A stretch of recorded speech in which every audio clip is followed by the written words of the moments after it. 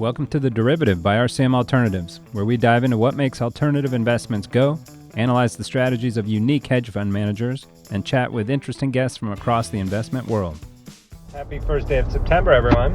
You guys crushed our back to school episode last week. Thanks for that. And we've got great guests coming up throughout September, so make sure to subscribe and be the first to get new pods as they drop. On to today's episode, where we flip the script a little and talk to an end user of all these pros and asset managers we have on the show. We've got Homer Smith, the founder and CIO of Konvergent Wealth.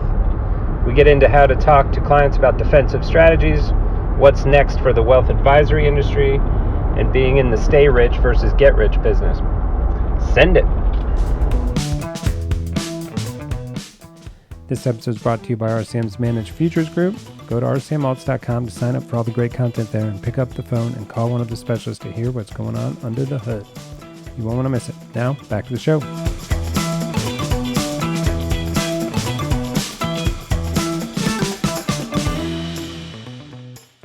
All right. Welcome, everybody. Welcome, Homer. How you been? I've been well, man. It's been a good summer so far. I know, depending on when this gets posted and delivered, but it's been a great summer out here in the Pacific Northwest. Yeah. Tell me a little about the great Northwest up there. What do you guys do in the summertime for fun? A lot of boating. You know, where Puget Sound is, if you look on a map and dial it in, it's pretty much, every city, town has got water, mountains, something related to that. So a lot of time around water. We ourselves just built a property or built on our property. We've got an 1.5 acre ponds. We've got our own little mini lake. And so that's our version of waterfront, but we're out on kayaks and paddle boards and doing all that sort of fun stuff. So yeah. 1.5 acre lake's pretty big, right? Yeah, it is. Yeah, it is a mini lake, and it's a really pretty property. And we just moved in last year, and last summer was all packing and then moving in, and so we really lost the summer. So it's been nice to really have a relaxing summer out on the property. Do you stock it with fish, or fish you found there? Yeah, there are fish in there. We haven't stocked it yet, but we got heron and hawks coming diving in and grabbing fish out of it. We've seen them get some pretty good sized fish out of there. So it's about 12 to 15 feet deep in the middle. So it's a decent depth. So yeah, our goal is to get it more stocked and have some fishing tournaments with friends and family out there and do some fun stuff like that. Nice. I was involved in a golf course development a while back, and like totally artificial lakes and ponds, right?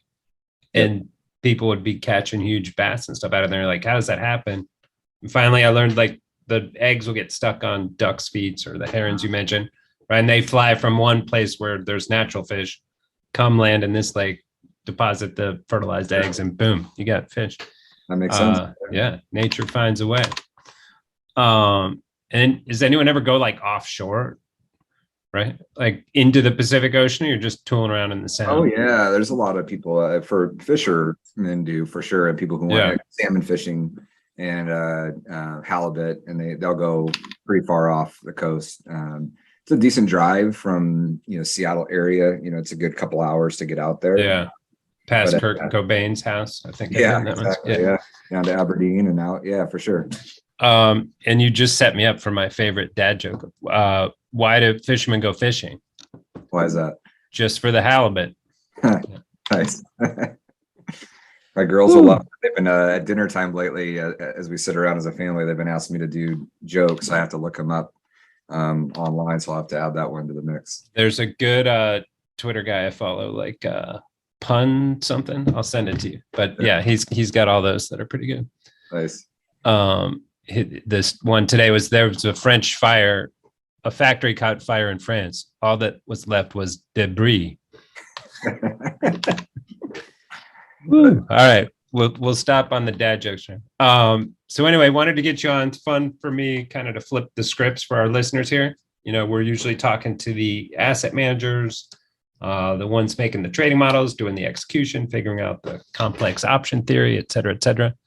And happy to have you here, the one who's saying, hey, I like the cut of that guy or gal's jib. I'm going to allocate some client assets to them. So tell us a little bit what it's like being in your chair from that perspective and having to make sense of all the math and separating out fact and fiction from all these hedge fund guys you hear on our podcast here. I appreciate being on. And one thing I can promise is you won't have to pull out the dictionary like you would if like Jason Buck were on or something like that. I always enjoy Thank goodness.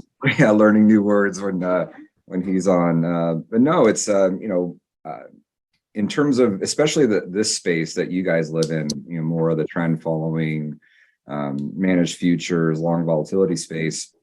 It's relatively new to me, really the last few years that we did our research and came along to this world. So podcasts like yours and some of the others out there, it's been a massive educational experience for me to kind of learn a whole new part of our investing world. We grew up in the broker dealer RIA space, and you kind of get into the 60-40 portfolio world, and you don't really look much beyond that. And no one really expects you to look much beyond that. And so, the rock stars that I look at now in the investing world are probably very different than what most traditional advisors would view as people that are very interesting and have the best takes and the most interesting research. And so it's been really fun to find your podcast and find your firm and the research you guys do and the people you bring on, because it's been transformative in our business. And how much of a learning curve was that for you to kind of get up to speed with just some of the vernacular, like you're saying, some of the vocabulary and like these concepts of like, okay, like I think you can get it conceptually, but then oftentimes here we go into the weeds, and it's like, is that helpful to you to get that far into the weeds? It is. It's super helpful because I think one thing I've always been good at in my career, I mean, I started really young in this business. And I think one reason why I made it and did well was I've been good at taking really complex concepts and helping clients understand it in their world and their language. And so for me to be able to do that, I have to go really deep, into the weeds of it to get to the point where I can translate it back into something more simple for them. So, and needing that knowledge. So they need to know that I have the knowledge on that topic to be able to trust the translation into their more simple vocabulary. So yeah, it's been extremely helpful to have that depth. I used to joke with these managers who write these big 30-page monthly letters and stuff, right? Or quarterly letters. And I'm like, then they were transitioning into mutual fund world. I'm like, all right, your letter needs to become a paragraph. The wholesaler reads a paragraph, gives it to the RIA, explains to them. Then the RIA turns it into a sentence to give to their client. So you're basically your 30-page letters getting boiled down into a sentence to the end client, which is more difficult than it seems, right? Like you gotta pull out all the pieces. I love it. And how hard is that? Like how many pitches are you getting a week or a year in terms of people coming in saying, I've got the next best thing, here it is. And you kind of have to suss out, we've already got some of that, we don't have that, this is interesting. What's that look like? It's easier now because I have a good team, and so we have good gatekeepers, and they have rules of who can get to me and who can't. And so it's we get a lot. I mean, it's constant, as you can imagine. I mean, emails are 5-10 a day at least or more, and then phone calls in are constant. But thankfully, they know we have a certain philosophy, our team does, and so only so many get through and so but rarely do I entertain new meetings if it's not something I've found through my research. And so usually those meetings come about because I read a piece that was really interesting to me. I then reached out to the management group to find out more and see how it fits, and then they might say, hey, you should talk to this manager or this manager because they're doing something similar. And so today I try to keep it I try to not entertain too many new ideas because there are so many and only so much time in the day, and mostly find them through my own research now. And you're saying you get 5 to 10 new pitch emails a day, not total emails a day, because then you're going to be my hero. Yeah. Oh my God, if I only got 5 to 10 a day, I'd be pretty happy. Yeah. You'd be out on that pond, just sitting in a rowboat doing something. Yeah. I've set up all sorts of rules in my email now to capture those and send them to their own file, so I don't ever have to really look at them even. But I like that. And so that's like just killed a bunch of people. Are like, no, we'll do LinkedIn ads and reach out to RAs on LinkedIn and be like, hey, you need to be involved in this new REIT or this new whatever. Yep. So that doesn't work. Nah, that doesn't work either. But I get plenty of those too. Sorry, LinkedIn marketers. And so how do you keep that focus, or what you said, there's some rule, like what do those rules look like? And so you're not like chasing down some new condo project or a private sale of some unicorn's stock, right? Yeah, so part of it is we do have an investment team, and they're tasked with kind of the general, so I have my philosophy, and so we'll talk about, we have an all-weather approach in general to our core philosophy for working with clients, but we do have a lot of clients that have sold their business or inherited family wealth, and they are looking for more than a simple model to manage their money, and so we do have access to private capital markets and private equity funds. And so they're tasked with really doing a lot of that research and narrowing it to the scope down to where it fits what we're trying to do as a firm for our clients. And then for me, it's a lot where it comes about for me is, when I do my research, and how I came about to the all weather, for instance, was, I read The Allegory of a Hawk and Serpent by Chris Cole. And the first reading of it was, okay, this is a really interesting idea, 100-year portfolio. I work with multi-generational families. That's really interesting. No idea what long volatility is, a little bit of an idea what trend following is and gold and all that. But after the third or fourth reading, I was like, this is really profound, and I need to figure this out and really get to know this. And so that's how I, kind of got down to the road to all of those managers, was really starting with a research paper and then doing self-education on the strategy and the idea, and then finding who does this. And for our clients, and in the retail space, even the high net worth retail space, how do we access this? How do we fit this into what we're doing, and how does it fit into our philosophy?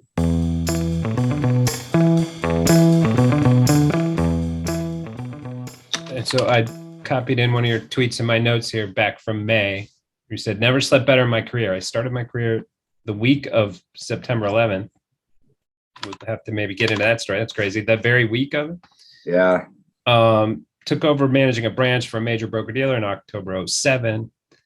Now COVID, now this latest drawdown. Nothing is perfect, but we've actively added defense to our portfolios, and it has paid off. So we'll bury the lead. We'll put that on hold for a second, because now I got to know the 9/11 story. Yeah. So the week of 9/11. Yeah. So I graduated college, June of 2001. Did my licensing over the summer and got through all that. And I think the Saturday, Friday or Saturday before 9/11 was like my first day in the office, my stack of leads and cold calling. And then I think it was a Tuesday, was 9/11, and basically shut everything down for the next month or so, brand new to your career, and you're basically cold calling. It wasn't quite pretty darn close, and nobody's interested in talking about no way or their portfolio. So it was definitely a very interesting time to start your wealth management career with that, thrown into the mix. Who was that with? I was with it was American Express Financial Advisors at the time. Oh, yeah. Now Ameriprise. Yeah. Yeah. So that was kind of cold calling, but they were fee based, or they were transaction based? A little bit of both. It was they've had a planning focus to the firm, which is what was attractive, and but they were just moving into more of a fee-based world, but still relatively transaction oriented. But they did have a planning focus, so it wasn't just investments; it really was a overall holistic planning approach. Yeah, and so we buried the lead there, but so that tweet thread and this adding defense, and you mentioned hey, all weather and generations of wealth. So talk a little bit which came first, your client saying I want to protect this generations of wealth, or you saying I think this is a better way to protect this generations of wealth? Good question. I think it came about, as I've my approach to wealth management in general is what we call a family office practice or family office approach. So we're working with our clients to think beyond just the investment world, and really how do we optimize their entire financial picture, and look at what outcomes are they looking to create, both for themselves and then in future generations, if that's important to them. And so that was a big part of what I was already doing from a planning perspective. But when you've got an older generation, and then maybe G2 and G3, their investment goals or how they think about investing might be completely different. And so I never really thought about, okay, would one solution kind of make sense as a core for all of them? And it really was reading Chris's paper, where he talked about the 100-year portfolio and why it made sense to think about it that way. It really connected the dots. Okay, this can be the core kind of a portfolio concept for any, age of investor or style of investor, that this should be the core. And thinking about it from a combining the offense and defense together perspective. And before that, what was the core? What was the idea there? Like, hey, we're going to diversify stocks, bonds, real estate, some other. Yeah, I mean, I definitely, I'm not unique in this, I think, prior to that, but I was mostly of the idea that, look, you can't beat the benchmarks actively managing a fund. And so don't overly try. And so I would say we were more, if you looked at our entire book, we were probably pretty close to 60-40, although we did it, different allocations based on age and risk tolerance. And so we had 80-20 and 60-40 and those. And then we also did some, additional pieces, like we were using some vol targeting algorithms and groups that helped us with that. And, it was working relatively well in that strategy until COVID hit, and it worked at the beginning. So it pretty quickly de-risked and got out of the way of a lot of the downturn. But then because of kind of the high levels of volatility that persisted for so long, it never got back in. Yeah. And so at the same time, that's when I read Chris's paper and it's like, I don't like what's happening. The feeling that what was going on in our portfolios wasn't good. And I didn't like the idea of having to go in and out of the market based on some vol targeting. And I really like the idea of having this core portfolio that could be not static, obviously rebalancing is a huge component of it and how that worked, but at least as a core concept of how we would build a portfolio and construct portfolios for clients. It was just it really hit home. How many, you said you're talking to the clients about second and third generation. How many say no? You said if they care about that. How many say they don't care about that? Just out of curiosity of like, no, they're fine. We're just going to spend it all. It's a good mix, I would say. Really? I would say most have some desire to create some level of a legacy and pass the wealth down. There are definitely some that, interestingly enough, as you get into that space, there's lots of conflict between generations often, or within the generations.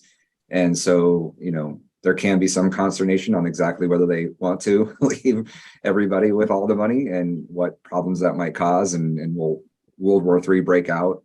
Yeah. Once right. So they're just saying it's easier to say, forget it. None of you. It's all going to charity. Yeah. So there's some that are definitely thinking that route. I mean, we obviously try to help and get involved in some of that family cohesion planning and try to bring it all back together. And it's difficult, but yeah, it's a good mix. It's not, you would think everybody would be looking to set up that multi-generational wealth and dynasty planning, but not everybody is interested. Well, if you want to hire me as the poster child for protecting multi-generational wealth, right? My great grandfather was Walter S. Davidson, co-founder of Harley Davidson. Yep. And then my father took two companies public back in the 80s. And here I am working on a Friday afternoon. So yeah, if you're, it's real, protect that wealth. Most of those problems were getting divorced and the motorcycle business going back to zero after the Second World War. But no, we talk about that. A big part of our planning is in asset protection is we talk about divorce, and especially in future generations, and how do you keep the wealth in the family, especially, unfortunately, given how common that outcome is these days. So yeah, it's a big part of our conversations. And then you mentioned the 60-40 and people doing those portfolios. Like, I'm always like, is it really a thing? So how many people are really actually just 60-40, right? We love in our alt space to compare to it, but part of me thinks like nobody's really doing that. They're more of a, like you said, 80-20, or they're around the edges doing different things. I would say as an aggregate. So I was talking to another RIA recently on some other topics, but we brought up the investment component because, in general, when you're an RIA and you're in the planning space like we are in family office space, we really do believe that the investments aren't necessarily going to be the most impactful part of what we do. It's the tax planning, the estate planning, and all those other things. And so he was talking about that in the sense that he tells clients it's like the 30th or 35th thing on the list of 20 things that he's going to talk to them about, something like that. And he made the comment that his aggregate of his book is basically a 60-40 portfolio. Now clients are going to be 80-20, 60-40, depending on their age and risk tolerance. Some less aggressive mix, but aggregately he basically said it's 60-40. And so I think that's my sense, is that's where it ends up. If you look at the total portfolio construction for an RIA, it's probably looks pretty darn close to 60-40. Really? All right. We'll keep using it as a benchmark. Yeah, I think it's pretty real. I think in a lot of the advisors I talk to, that's when again, maybe individual client by client will be different, but their aggregate book is going to look really close to 60-40. And how much, either talking with other RAs or talking with clients, how displeased are they with the 40 portion, with the bond portion? Yeah, this year I'd say quite a bit, right? I mean, Yeah.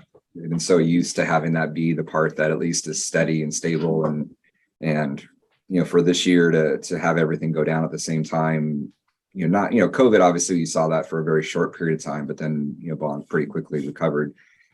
Here we had a very extended period of that, and so I think for the first time, and I talk to clients about this a lot.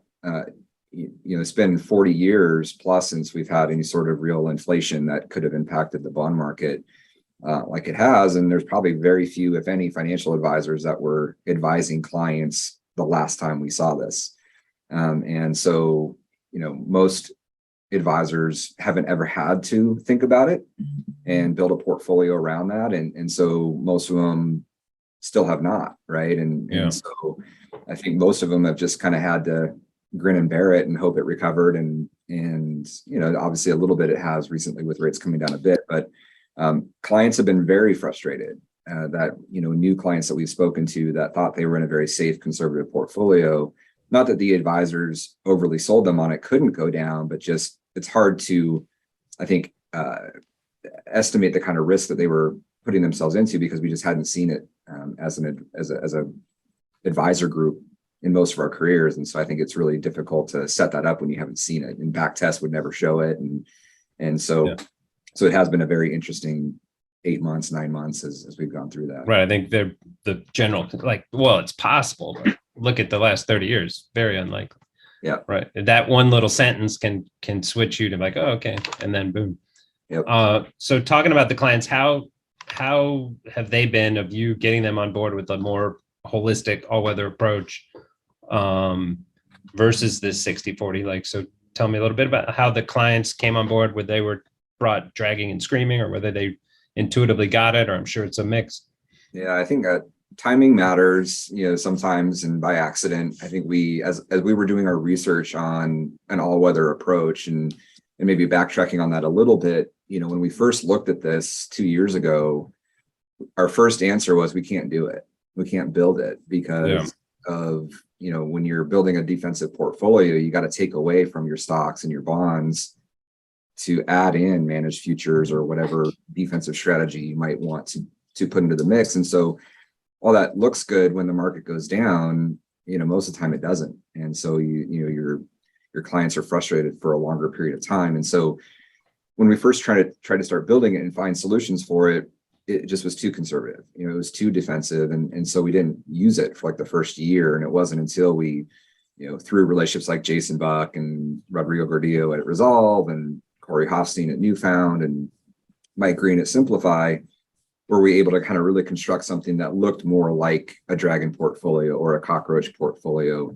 And that's what kind of made the difference. And so once we could actually show that this thing could still have the performance to the upside, or that we think it could, obviously back testing and all of that we could, have a portfolio that we felt could keep up on the upside when the market was going well, but still have a lot of that protection built into the downside. We finally were able to, I think, put together a compelling story for clients. And so, I stole a lot from Rodrigo and from Jason in their presentations. They obviously allowed me to, but a lot of what they were doing and really thought about how can I present this to a client in a way that they're going to,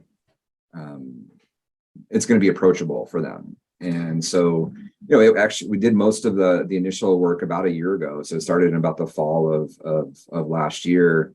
So the market hadn't really taken its turn yet. But I think a lot of our clients, being in the business owner world, they could sense things were weird, right? Yeah, a little frothy. Yeah. And so I think the story, we weren't trying to tell them that.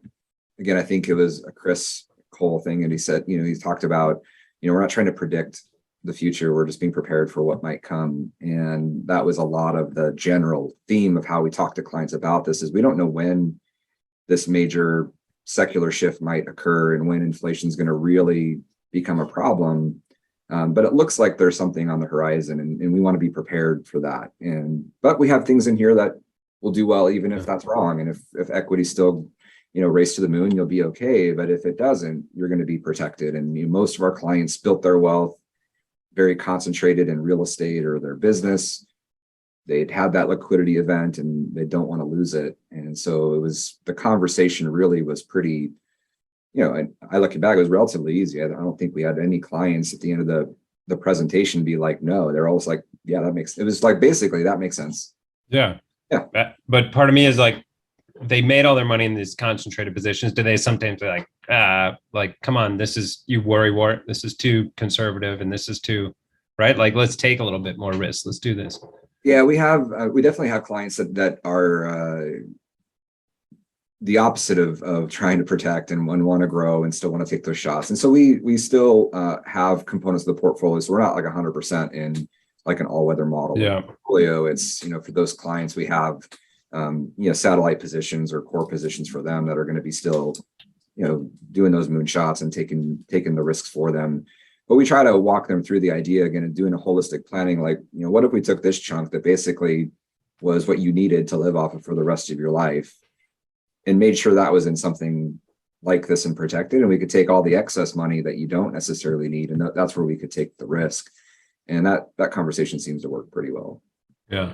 And so with the portion that can take the risk, are you buying a Bed Bath & Beyond call out? YOLO. No. Yeah. Easy answer, no. And it's funny to me, right? If you thought of this 10 years earlier and you're like, hey, we're worried about inflation, we're going to be doing this stuff, and it doesn't come for 10 years, like, would you have been fired? I mean, a lot of this is no, because it still participates in the upside. So it's going to be good. But right, it's just a weird concept to think like, hey, if you were early to this, you may have been not wrong, but not proven right. Yeah, 10 years ago, I think we would have been fired for sure, because I don't think the types of funds and managers were around the retail space that we could have built the portfolio we have today. And so, the capital efficiency and return stacking concepts weren't prevalent enough to have enough managers doing it. So we definitely would have been fired, because we would have been using the crappy model we created at the beginning and decided not to use. And so, well, you would have put like 30% in AQR's managed futures fund that had a terrible decade. Right. It went up to 18 billion and then down to like 4. Yep. So I think a lot of people did that and got burnt and pulled it all out.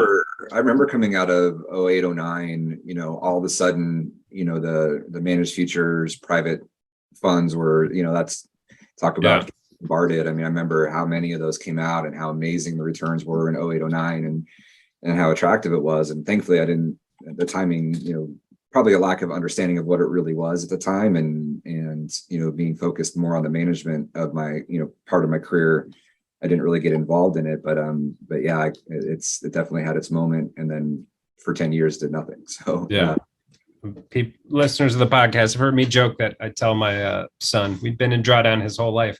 This podcast is sold. That used to be true back when I first started. Now it's not true. It's out of drawdown. Yeah. It's new equity highs.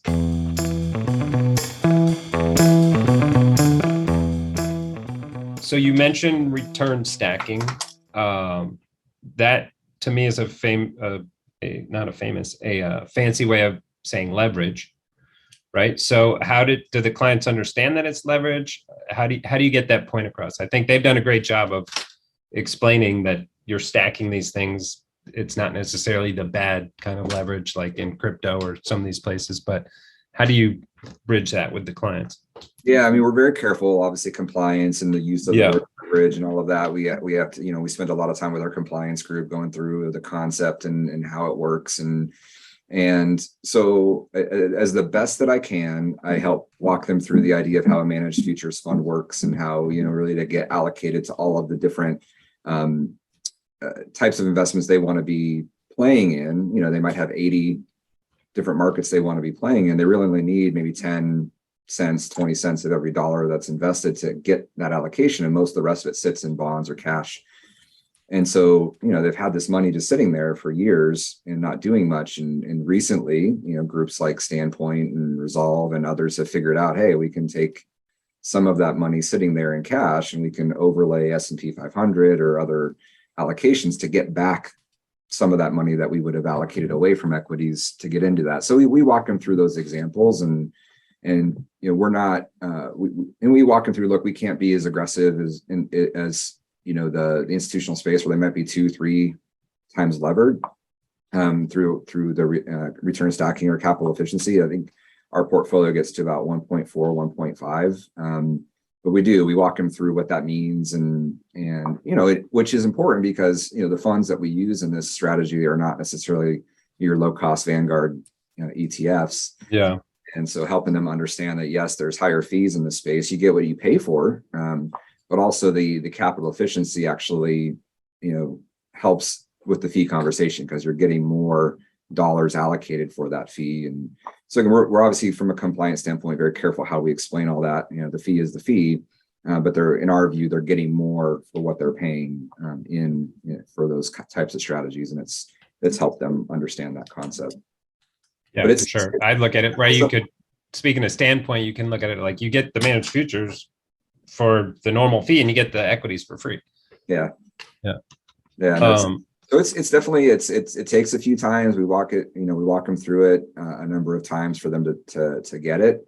And we've kind of been doing our a lot of semi-annual meetings coming up now and re-explaining it and reminding them of exactly how it works. And it's been good because the returns comparative to the market, well, if I can talk about returns, but I would say the volatility and the of the portfolio has been smoother than what they might have experienced in the markets. And so it's been, it's never fun to talk about volatile markets, but it's been a lot easier to have those conversations given the construction of our portfolio.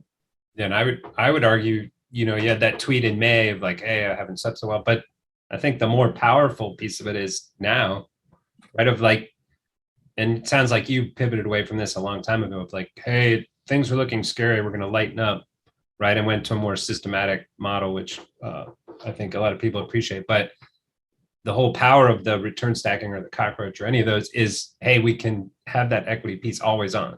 Yep. So we don't have to try and time it of when is the bottom and when are we going to get back in. So Exactly. to me, like even better than sleeping well back in May was like, hey, we never had to decide when to get back in. We've been back in. Yep, absolutely. Very true. Yeah. So again, it's all relative to the level of risk we're taking, but our portfolios have gone up along with the market in the last 6 weeks as well. So it's not like it's just a defensive portfolio. So it's doing what it's supposed to do. Exactly. And so speaking of your clients, one last thought on those, like, what have you seen up there in your sort of tech world? Would you consider yourself tech world there? Sure. I mean, to some extent, yeah, Seattle, we've got Microsoft, Amazon, yeah, a lot of tech in this area for sure. So with this huge crush in the NASDAQ, all those unicorns losing 80%, ARK going down, have you seen a lot of people, like, has wealth evaporated, or is the wealthy or wealthy, they've been just fine? What have you seen in that? Generally speaking, I think people have been fine. I say our client base, I work a lot in private business owner space, but it's more founder led, more, I wouldn't say brick and mortar necessarily, but not necessarily startup tech companies. Mm-hmm. And so they have seen much less impact, from that. They definitely feel it in the economy. They see it in higher wages, and a lot of our clients are definitely in that baby boomer space that are now at the time of recognizing, hey, we need to do something with this company and look at selling it. But for our clients in general, we thankfully haven't seen it because we don't have, even in this, I think the Seattle area in general, though our clients are kind of all over the West Coast, it's not as concentrated like it would be, I'd say, in the Bay Area in terms of the impact of that. So I think with Microsoft, Amazon having been pretty steady through all of this, it's kept things pretty frothy around here. Although, you're definitely going down the streets, before you wouldn't see a real estate sign last more than a day. You're starting to see them stack up now in the bigger neighborhoods. So, we're seeing it slow down a little bit, but I think people are hanging there pretty well for the most part. And this just popped in my head, wasn't my notes, but talk a little bit about dealing with these ultra wealthy. Do mortgage rates have any impact on their real estate decisions whatsoever? No. Right. So I see all this, right? Mortgage rates, the world's going to collapse. Like, well, and maybe that creates a problem. Like the more expensive stuff will just keep getting more expensive, and the bottom and the middle get priced out. Yeah, they it's more to them, it's almost an opportunity because they have the capacity to add real estate and make those investments. And one of our clients has a kid that moved to another state, and a few months ago they'd made an offer on a condo that was below the listing price and were rejected pretty outright. And 2 months later, those sellers are coming back begging for that offer to come back on the table, and they're now in a position to say, no, Yeah, I will wait a little bit longer because they're seeing that stress coming because they're coming in with cash. They don't have to worry about financing. So not, I would say at this point, no, they're more now sitting back and waiting for opportunities and first because of the rise in rates versus being impacted negatively by it. And then similarly, how do they view, which we're making big generalizations here, but how do they view like tax arbitrage between states? So if you're in all those West Coast high tech states, are you seeing a lot of clients like, I'm getting to Texas, I'm getting to Nashville, I'm going to these, I'm getting out of this game where I'm getting, taxed to death? Yeah. I work a lot in California and I have a lot of clients in California, and I would say it's on every one of their minds. It's very hard for many of them to leave. Yeah. Family connections. They just love the weather, whatever it might be. But I would say it's been rare that we've not done at least a high level analysis of what it would look like if you were living in Nevada versus California for your business transaction or for your retirement and the income stream you would generate during that time frame. So yeah, it's a big deal. The tax planning around a transaction, a sale is really, really important in California. So yeah, it's the tax arbitrage of residency is huge. Washington, where I live, is different. We don't have income tax, but we have one of the most punishing estate taxes from a state level. And so the joke with clients always is the best strategy is just don't die here.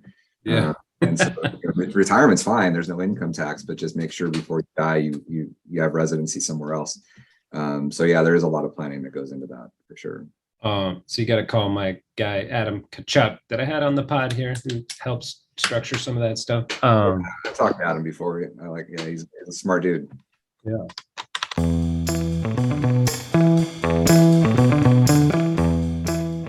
So moving on from clients, wanted to talk a little bit about just the RA business in general. Like I've long said on this pod and to personal friends, like, it doesn't make sense to me that this guy I met golfing in Racine, Wisconsin, is the single best person in the world to manage my money.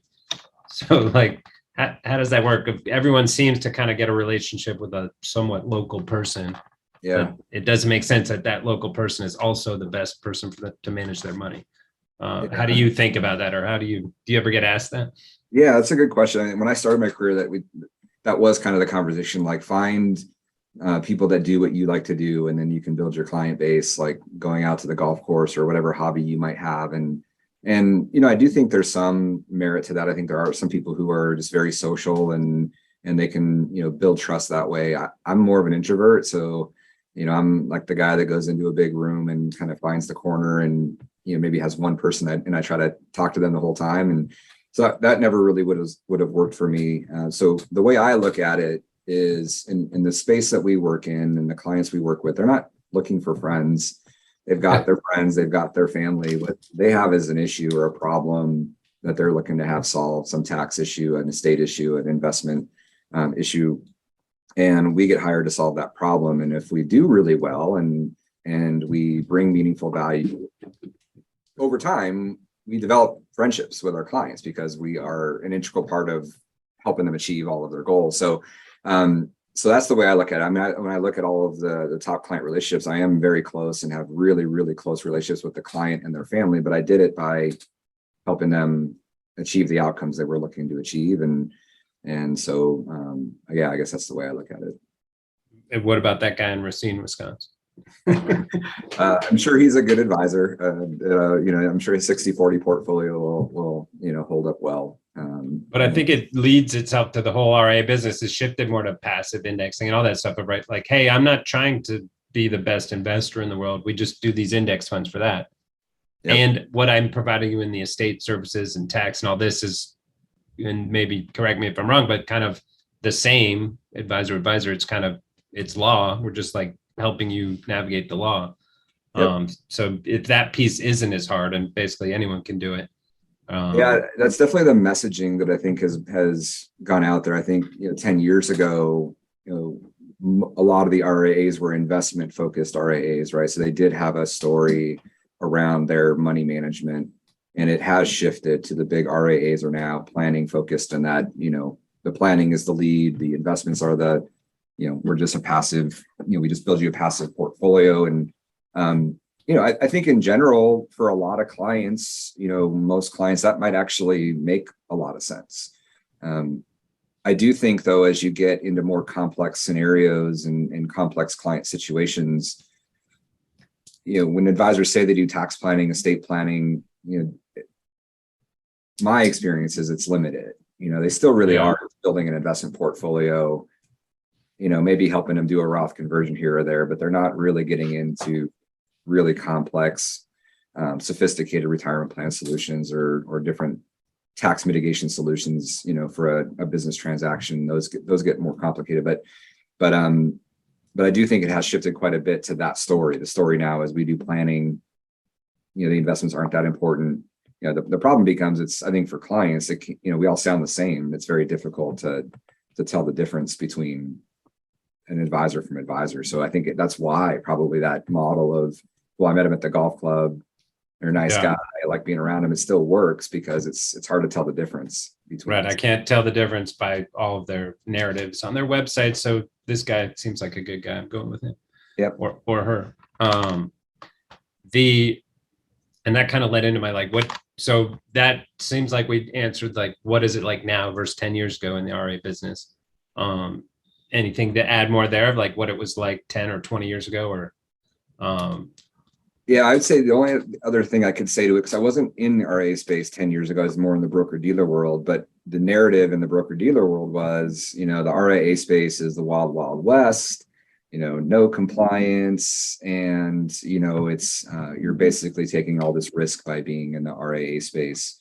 And, maybe there was some truth to that. Maybe it was less regulated than, the RIA or the broker dealer space was, but coming into this space and living in this space the last few years,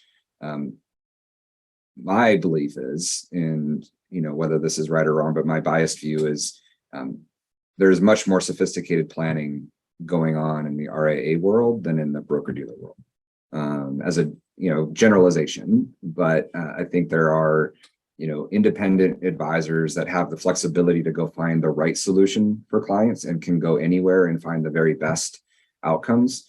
It's just going to lend itself to more sophisticated solutions. Versus no, you're a Wells Fargo client, you have to use the Wells Fargo yada yada money market fund or something. Right. And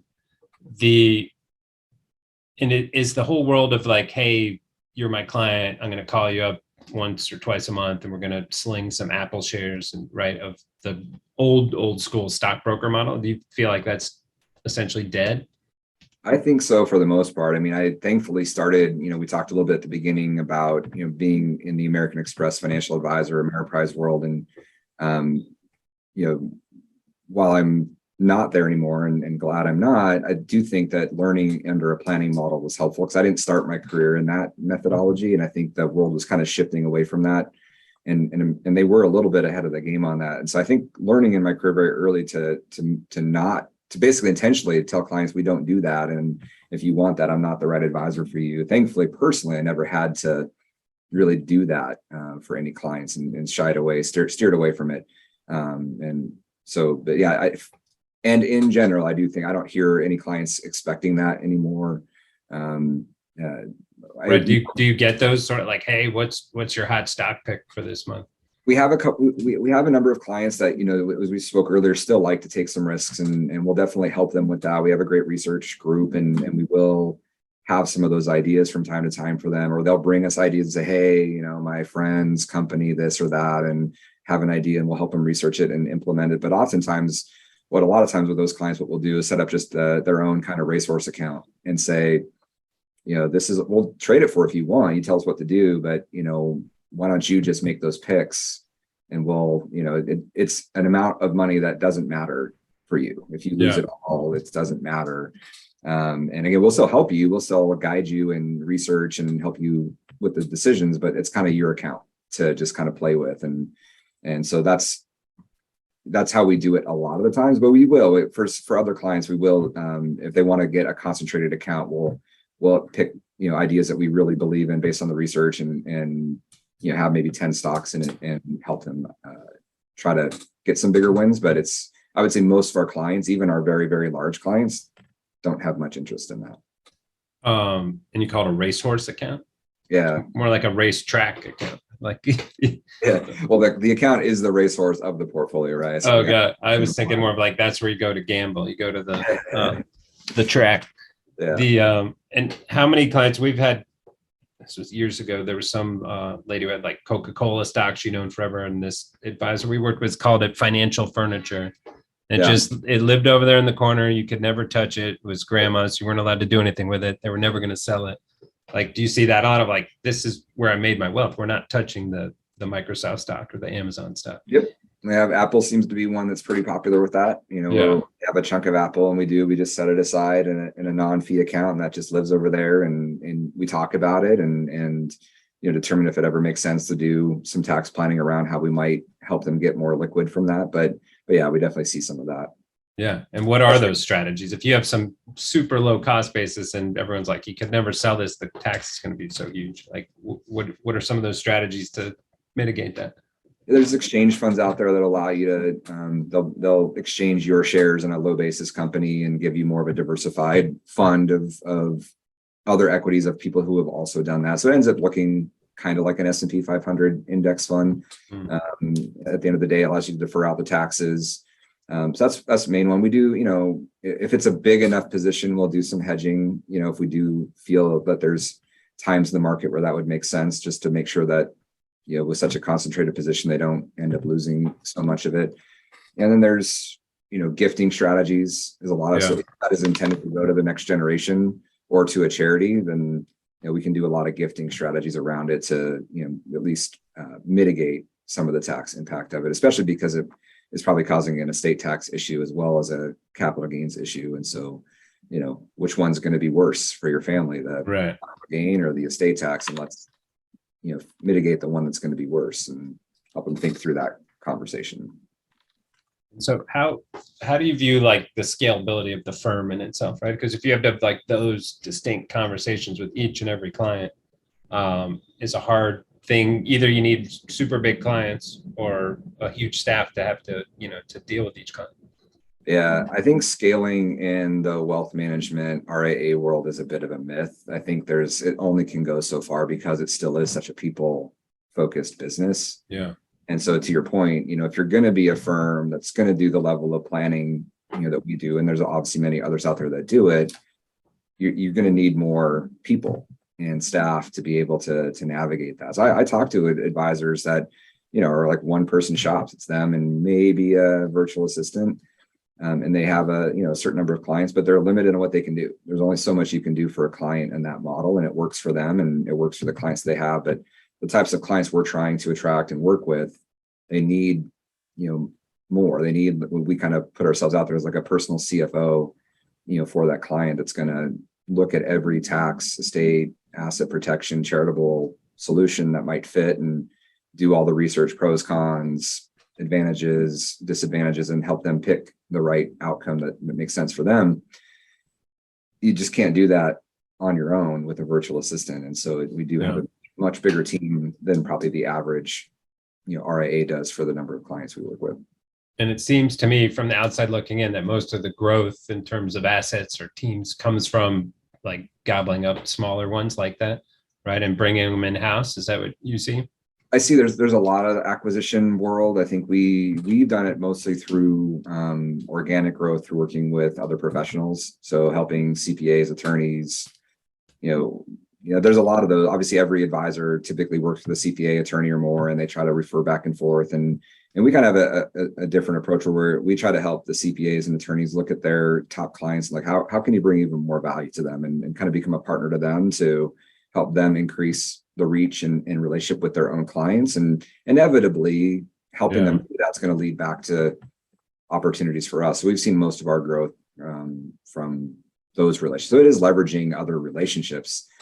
So there's some scale in that, but still, when there's only so many new clients that we can add before we have to add more people and resources. Yeah. But even so, like, say you're running ads and whatever, like Wall Street Journal, how many clients out there don't have a financial advisor, do you think? Like, that are your target clients, not just like of the general population, but it seems to me that it's totally saturated, right? Like, oh yeah, they all have advisors. And so, when we've been talking to the other professionals like the CPAs and the attorneys, like, well, they have an advisor. I'm like, yeah, but are they they need a new one. Yeah. Are they doing what that client needs to get the outcome they want to get? So I've never met a client at the level of client we're trying to work with that didn't have advisors, all sorts of advisors. But every time we've evaluated their overall situation, there's always been opportunities to improve. Now, whether that meant on the wealth management side, sometimes it's not. And the advisor is doing a good job. And so it's helping the CPA or the attorney find ways that they can bring more value, but they all have opportunities. Just last bit on the whole RIA business, what does it look like 10 years from now or 20 years from now, right? Will it continue? What are your thoughts on what it'll look like? Yeah. I mean, 5 years ago, it was robo advisors going to take over. You guys are all going to be out of business. So yeah, I remember that. And I remember, really trying to do a lot of research around that and how that was going to work. And clearly, it's not done that yet. I do think technology will matter, and those firms that can implement technology to make their businesses more efficient and to be able to do more for clients more effectively are going to be firms that do better than others. But I think in the space that we work in that higher net worth kind of family office space, just the level of complication that they deal with, both financially and interpersonally within the family. And it's difficult to solve that, with a bot, or an algorithm. It really does still take a human touch. And I think that'll persist, for a while, at least hopefully for most of my career. And so I don't think that that's going to change in the next 10 years, but I do think that as more wealth transfers down to the younger generation, the need to use technology, the need to understand how that younger generation approaches making investment decisions and professional decisions on who they work with. If you're an RIA that's worked mostly with the older generation and you've not thought about that, I think there is just like we already see today, I think there's a good chance that a lot of your assets walk out the door because you're not adapting and not, staying up with, what needs to happen to bring value to not just that older generation, but G2 and G3 on down the road. And what does that look like if G2, G3 are like, cool, I got all this money, I want to put it into Celsius network, right? I want to throw it into this crypto thing. It's yielding 12%. It's a great investment. Yeah, it's a good question. I mean, we just obviously have a conversation with them about, risks and rewards and again, kind of back to the, what are your needs and then what's excess? And so if you're going to make those kinds of bets, how much of your capital should you be risking in those types of bets and what makes sense from a risk reward standpoint? And if you're right, how much do you need of your capital to actually make a financial difference? Not much if you're right, go 100, 200x on that. But if you're wrong and you have 100% in it, you're done, right? Yeah. You feel like that's your main job, to just tell people what if you're wrong? Yeah, it's huge, the behavioral side of what we do. And when I started, most of my clients were younger families when I started, because I was young and it made sense. And we joked that half of my job was being a marriage coach, and not that I knew anything about being married at the time, but it really was, psychology, behavior management, helping them make good decisions. That's a huge part of what we do, is just giving them enough information and options to help them make a good decision. That's really the biggest part of what we do. And how much of your job, my neighbor's an RA, he said during COVID, nonstop, 10 calls a day was just being a psychologist. Like, it's okay, everything's fine.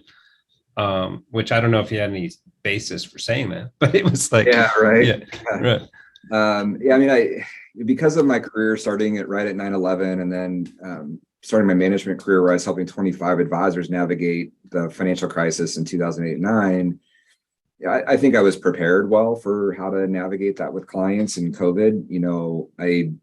I didn't like the idea of just like telling clients, don't worry, it's all going to be fine, because we really didn't know. But, our conversation was we prepared you as best we could, given the nature of how we're managing your money, and we're just gonna have to see how this plays out. But we did what we needed. We did what we needed to do to prepare you for this, and we were relatively conservative, kind of going into that, so it helped. But yeah, it was a lot. It basically was.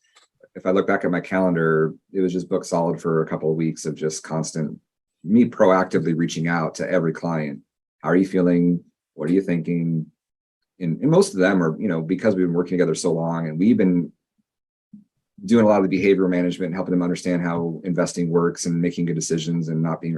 Most of them are like, we're fine. This really is ugly, and we need to see how this plays out. But they really weren't that concerned about it at the time. They were frustrated, but not concerned that the world was going to end yet. They probably had a better. I wasn't necessarily showing with them, but I was probably more nervous because I was probably reading too much about what might happen. They might have been less nervous than I was about where it was going. Not that we let that filter into our investment management decisions, but you start reading a lot about what could come, and you start to do the math in your head. And so yeah, it was definitely an interesting time for sure. And so, speaking of which, not that you'll let it again filter into your modeling and whatnot, but what's your thoughts on inflation? Has this rally been too quick? All that kind of stuff that we won't give any credence to, but just interested in your thoughts. Yeah, I mean, from the research that I do, and admittedly, I'm not, the CIOs of these funds that are living this every single day and looking at every piece of data that comes across. There's only so much time, but my concern based on all the data is that this has been just a really big bear market rally, that people are maybe giving too much confidence that the Fed pivot is happening, and that they're not going to have confidence to keep raising rates, and that there's probably another leg down coming. So that's our view of it. The beauty of having our clients having their core investments in an all-weather strategy, though, kind of also lends me to be able to say I don't really care. Yeah, that's what happens, because we're good. Like either way, we're capturing the upside if it keeps going up, and we're protected well if it doesn't. So while I do probably would lean more towards the groups that believe there's more pain coming, nothing's changed since May, and that I'm sleeping really well at night, kind of either way. So right. How much of the job is that of like, hey, and I wanted to talk about duration, I forgot, but right, also like, who cares? It's 1 month. We're talking about 30, 40 years of returns here and of structure of portfolio. Like, yep. Don't sweat the small stuff. It's just it's a blip on that long-term radar. Yeah. But you also have to have that behavioral. So it's like, you have to say this nonsense to them. It's nonsense. They know it's nonsense, but like still that job has to be done just to get to the 40 years. Yeah. I mean, I have clients that, when we talk to them, they say, I knew everything was gonna be fine. I just need to hear you say it. Yeah. And once we talked, I knew we were good, but I just needed you to say it. And so, and the nice thing about too, is because we also do the planning side beyond the investment side, like when we talk to a client during these crazy times, we don't just talk about their portfolio return. We actually can pull up their entire profile and show them, look, you're down X. Here's your outcome 30, 40 years from now, obviously using assumptions and whatnot, but you're still fine. Like your goal, likelihood of achieving your goal is still 100%. Nothing has changed. And while they don't always feel good about believing it, but we can show them with that. We're not just kind of pretending and trying to make them feel good. We can actually prove it to them that because of the way we've managed your money, while this is painful, you're still more than on track for your goals. So it is helpful to have that side of the equation. Do they ever say like, well, now show it to me with -5% per year returns for stocks and -6% returns for bond? Like, okay, they haven't got that detailed, but they do ask what our return assumptions are, and they're pretty darn conservative. We keep it pretty low, just for that reason.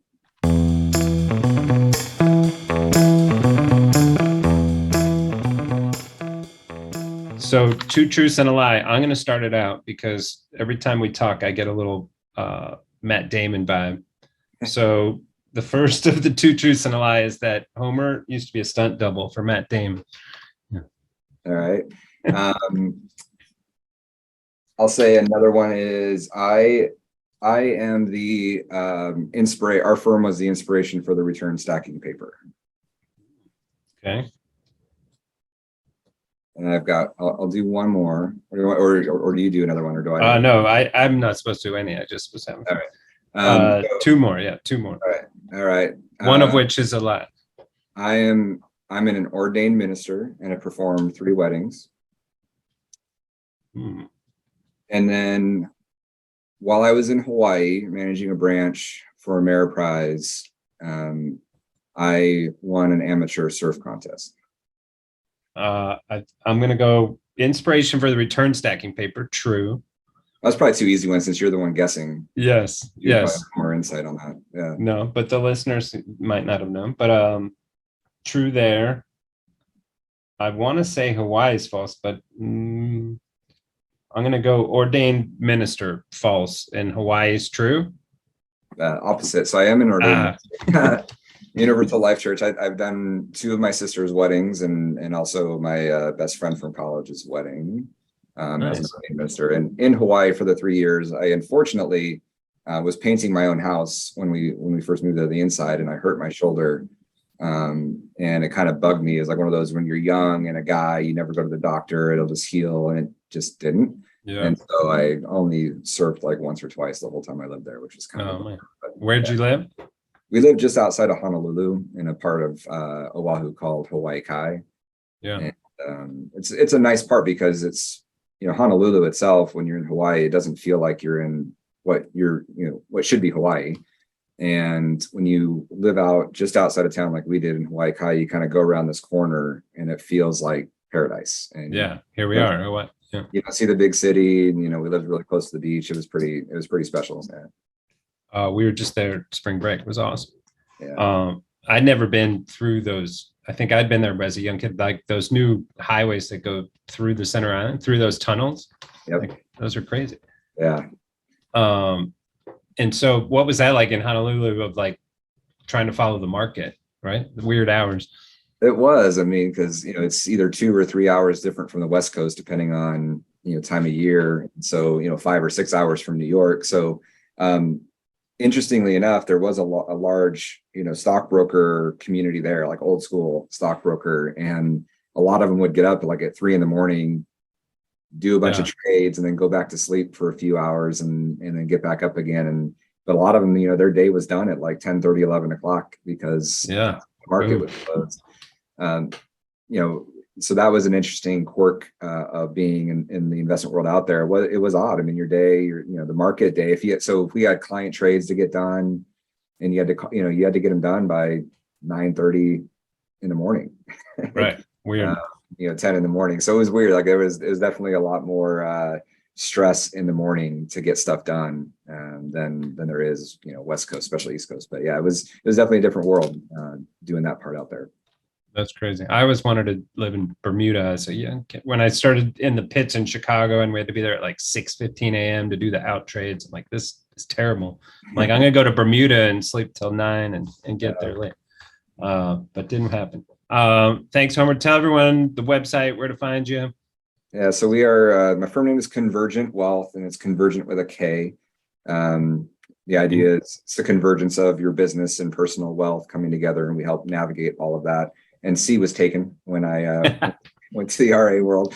So K worked. And, we're the Pacific Northwest. I was able to fit them out into our logo, and the K helped with that whole deal. Yeah. So convergentwealth.com is the website. And this has been really fun. It's been fun. Thanks so much. I want to come out and visit out there. My brother lives out there, so we'll be out there sooner than later. Yeah, get out there. We'll get to. We have my wife is a chef, and we've kind of built a farm to table bed and breakfast. Oh, right. Onto the detached from the house. We got chickens and a few other animals, and so we got got a place to stay and get out on the pond. And I love it. All right, I'm in. Book me. All right, man. This has been great. All right, we'll talk to you soon. You've been listening to The Derivative. Links from this episode will be in the episode description of this channel. Follow us on Twitter at RCMAlts and visit our website to read our blog or subscribe to our newsletter at rcmalts.com. If you liked our show, introduce a friend and show them how to subscribe. And be sure to leave comments. We'd love to hear from you.